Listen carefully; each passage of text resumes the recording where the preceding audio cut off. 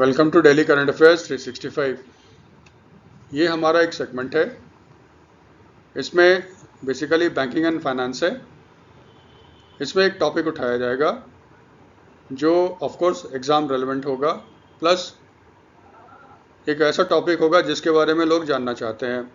जैसे गोल्ड का प्राइस अभी बहुत बढ़ रहा है, इसके रियल रीजंस क्या हैं।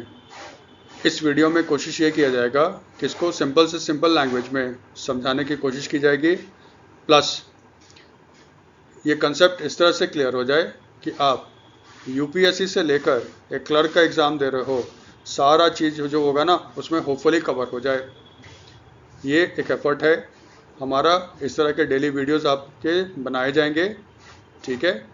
आप थोड़ा इसको लाइक करना, सपोर्ट करना और हमारी थोड़ा सा हौसला अफजाई करना। कल एक न्यूज़ आया था, अमेरिका में गोल्ड का जो प्राइस है वो पर आउंस $4200 को क्रॉस कर गया। ये पहली बार ऐसा हुआ है जब गोल्ड का प्राइस $4200 पर आउंस को ना शॉर्ट में OZ भी लिखते हैं, ठीक है, पर आउंस ये बढ़ गया है, ठीक है। अब देखो न्यूज़ क्या कहता है। The price of the spot gold in the United states has crossed $4200 पर ounce for the first time. और उसी न्यूज़ में ये कहा गया था अभी तक यानी कि अक्टूबर में, यानी कि जनवरी से लेकर अक्टूबर तक गोल्ड का जो प्राइस है उसमें लगभग 59 to 60% आपका इंक्रीज़ हुआ है। इसका मतलब गोल्ड का प्राइस बहुत बड़ा है। दूसरा चीज़ ये ध्यान रखना, इंडिया में जो प्राइस ऑफ गोल्ड होता है उसको कोट किया जाता है पर ग्राम या फिर 1 तोला। ये एग्ज़ाम में आया हुआ है। 1 तोला कितना होता है? 1 तोला जो होता है वो 10 ग्राम्स का होता है। इंडिया में जो गोल्ड का प्राइस आप देखते हो, किसी भी ज्वेलरी के शॉप में चले जाओ, वहाँ पे देखना वो लिखेंगे आज 10 ग्राम सोना कितने रुपए का है। वो सोना का जो दाम है जिसको पूरे इंडिया में यूज़ किया जाता है यूजर्स के द्वारा, वो डिसाइड करता है बॉम्बे का सराफा बाज़ार, ठीक है। तो बॉम्बे का सराफा बाज़ार दाम कोट करता है और उसी प्राइस को यूज़ किया जाता है ऑल ओवर इंडिया लगभग, ठीक है। कुछ लोग तो अब MCX को भी फॉलो करते हैं, लेकिन सराफा बाज़ार वाला ही ज़्यादा यूज़ किया जाता है इंडिया में। यहाँ पे देखो एक वर्ड यूज़ किया गया है स्पॉट गोल्ड, है ना। ये स्पॉट गोल्ड क्या होता है? देखो स्पॉट गोल्ड होता क्या है, इसको पहले हम लोग थोड़ा समझ लेते हैं। हम और आप सभी लोग जानते हैं एक इकोनॉमिक्स में कंसेप्ट होता है मार्केट। मार्केट वो प्लेस है जहाँ पे बायर्स और सेलर्स मिलते हैं, उसी को कहते हैं मार्केट। तो मार्केट का एक काम होता है बायर सेलर्स को मिलाना सॉरी। इसका दूसरा काम होता है किसी भी कमोडिटी के प्राइस को डिस्कवर करना। किसी भी कमोडिटी के प्राइस को डिस्कवर करने के लिए वो किस प्रिंसिपल पे काम करता है? Demand and supply.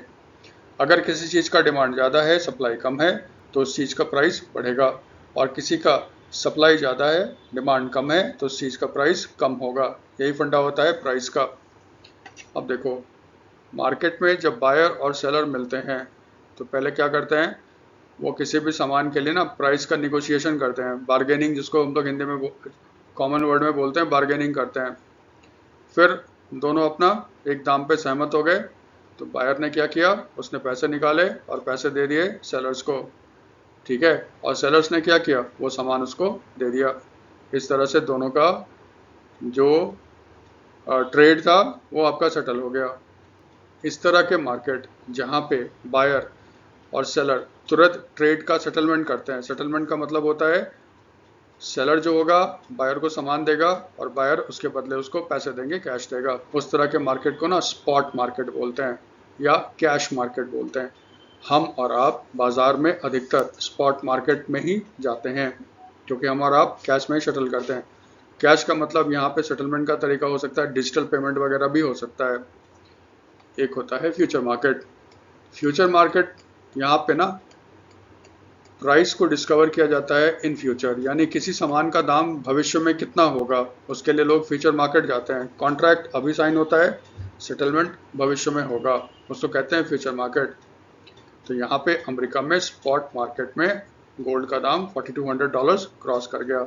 Hopefully clear है स्पॉट मार्केट क्या होता है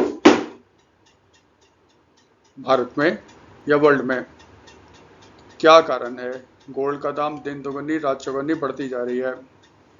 पहला तो ये देखो, ये याद रखना, जैसे इस पे लिखा हुआ है, gold is considered a traditional hedge against uncertainty, inflation, and it also thrives in low rate environment as a non yielding assets. ज़्यादा भारी भरकम हो गया है, सिंपल फॉर्म में याद करो एक चीज़, एक वर्ड होता है जिसको कहते हैं इन्वेस्टमेंट। जैसे हम और आप,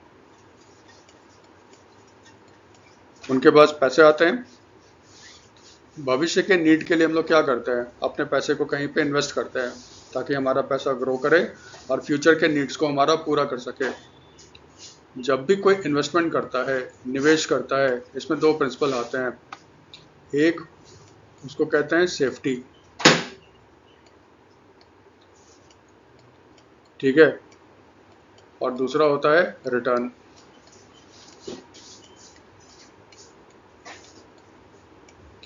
एक होता है सेफ्टी, दूसरा होता है रिटर्न। मीन्स अगर मान लो हम लोगों ने 100 रुपये इन्वेस्ट किया, तो सबसे पहले हमारा कंसर्न होगा ना कि वो हमारे 100 रुपये वापस आ जाए, सुरक्षित आ जाए।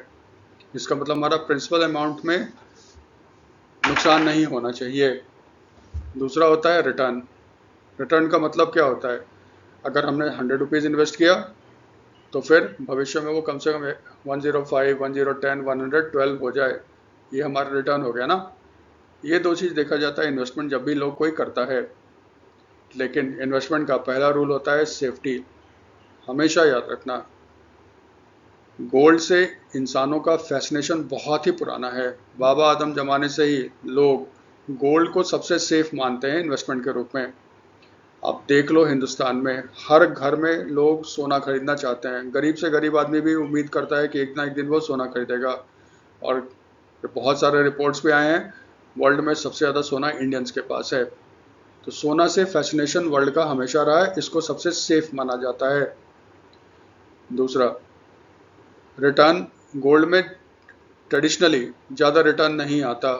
नॉन यील्डिंग एसेट्स लिखा है ना, वो अलग चीज़ है, छोड़ो उसको। गोल्ड में ज़्यादा रिटर्न नहीं आता, इसीलिए लोग क्या करते हैं, वो ना इन्वेस्टमेंट करना चाहते हैं रिटर्न के लिए शेयर मार्केट में, बॉन्ड मार्केट में।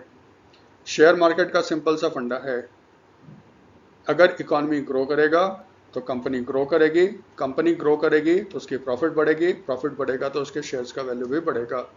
इसका मतलब सिंपल सा है, जब शेयर मार्केट और बॉन्ड मार्केट में ये होता है ना कि इंटरेस्ट रेट्स जो है वो उस पर डिपेंड करता है।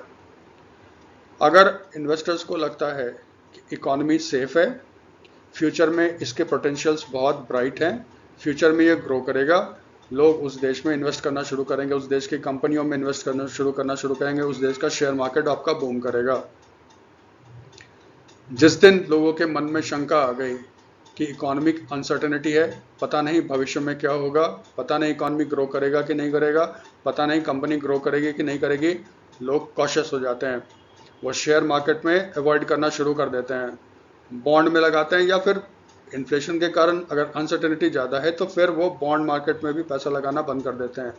तो फिर पैसा कहाँ लगाएं, वो लगाते हैं सेफ एसेट्स में। सेफ एसेट्स कौन है, या तो गोल्ड, या देखना पेट्रोलियम के फ्यूचर्स में पैसे लगाएंगे, ऑयल फ्यूचर्स में। इसीलिए देखो, गोल्ड ट्रेडिशनली एक बहुत ही सेफ बेट माना जाता है पूरे वर्ल्ड में लगभग, ठीक है। और जब भी अनसर्टेनिटी होगा लोग भागते हैं गोल्ड के तरफ।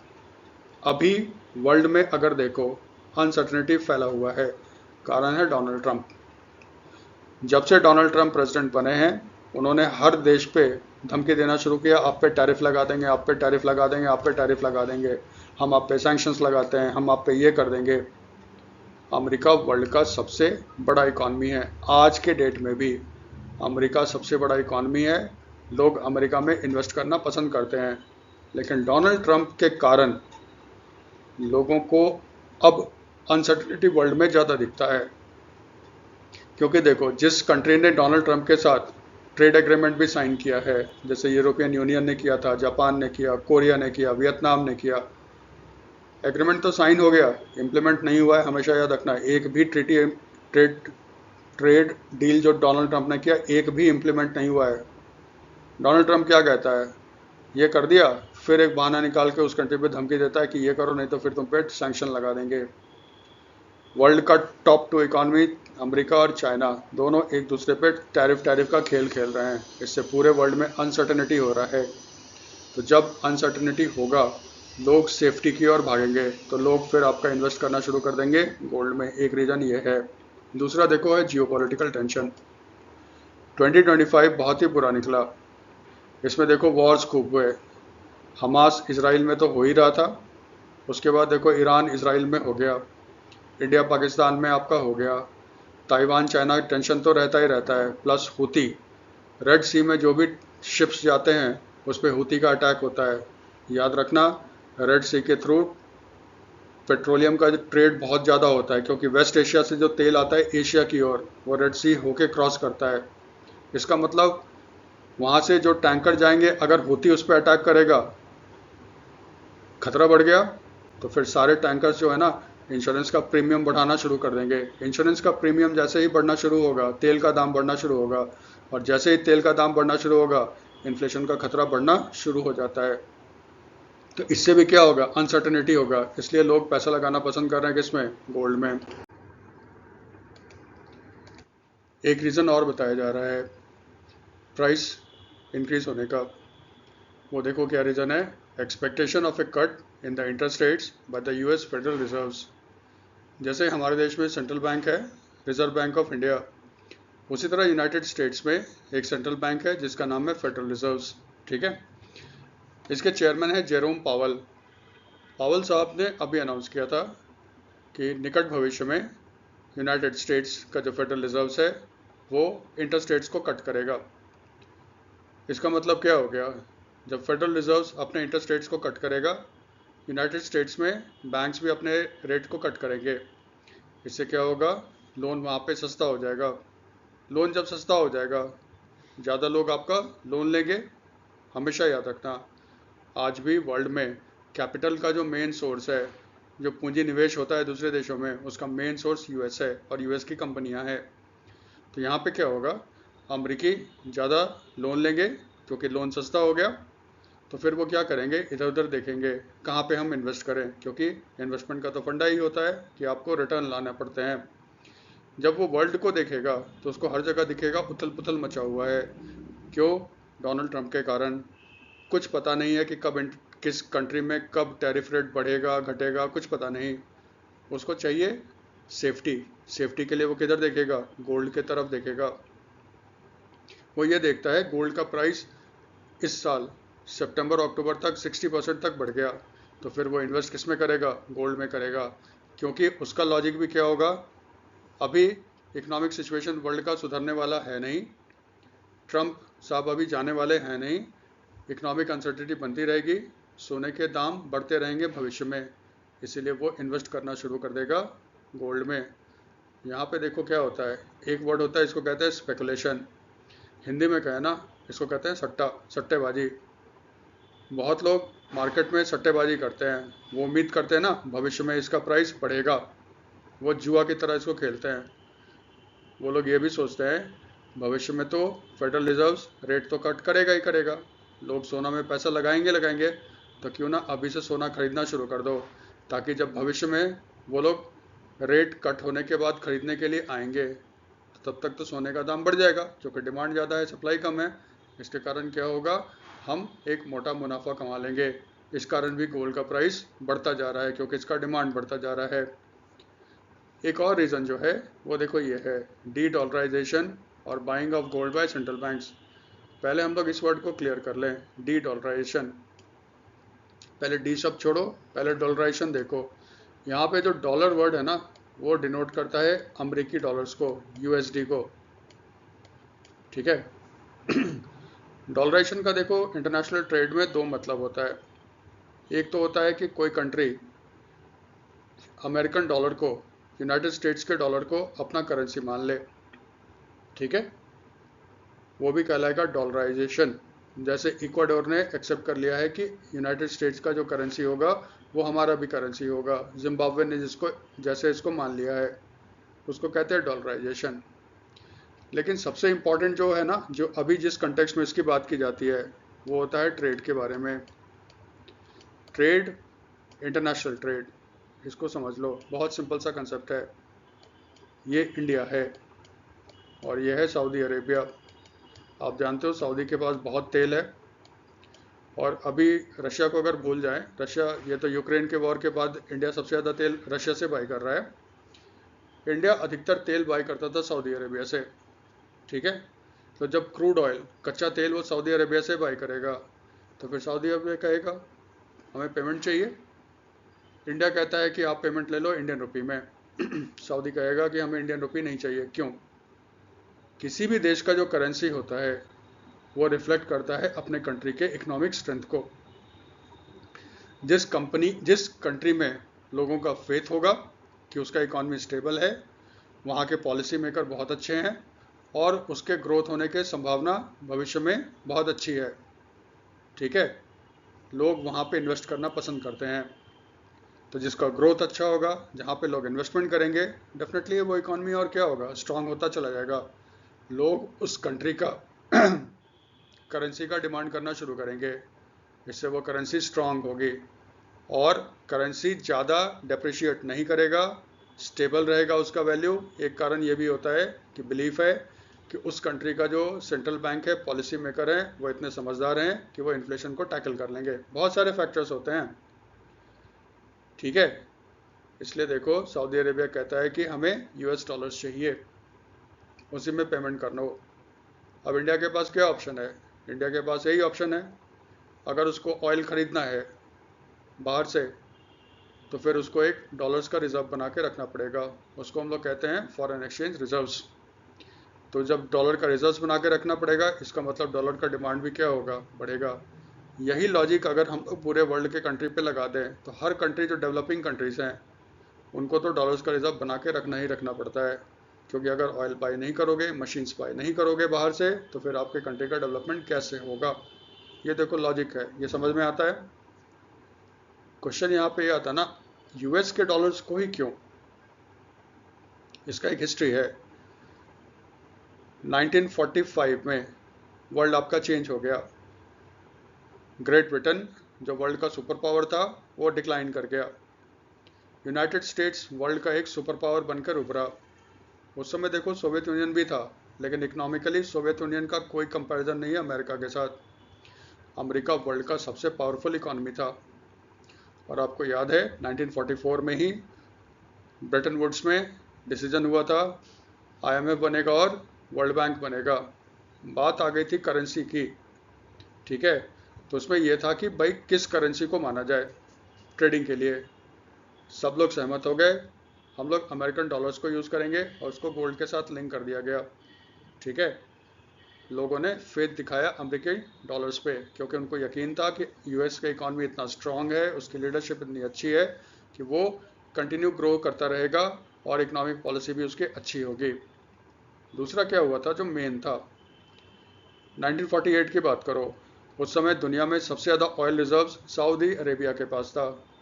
आज की बात करो, आज वर्ल्ड में सबसे ज़्यादा ऑयल रिजर्व जो है ना, वो वेनेजुएला के पास है, ठीक है। तो सऊदी अरेबिया में उस समय रूल करता था साउद फैमिली, उसी से नाम सऊदी अरेबिया बना है।